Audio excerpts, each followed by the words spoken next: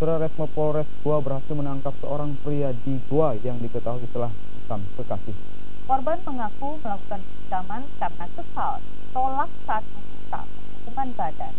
Saat ditangkap, pelaku terpaksa ditembak di bagian kaki lantaran melakukan perlawanan saat akan ditangkap.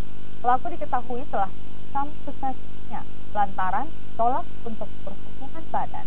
Menurut pelaku, dirinya mengenal korban melalui media sosial dan telah melakukan hubungan 2 kali.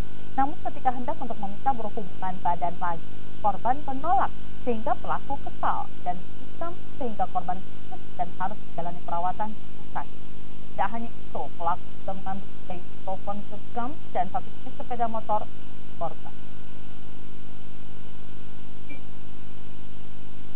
Pelaku berhubungan melalui media sosial, berkenalan, kemudian si pelaku mengajak korban untuk melakukan hubungan sebagai suami istri dan dilakukan 2 kali. Pada hal yang ketiga, dalam untuk melakukan ketiga kalinya, korban tidak lagi melakukan itu karena takut pelaku tidak bertanggung jawab. Nah, karena hal itu pelaku merasa kecewa dan melakukan tindakan kekerasan dengan menikam korban pada bagian perut dan beberapa lainnya. Bahkan korban pingsan dan diseret masuk ke dalam WC dan dibenturkan kepalanya ke toilet.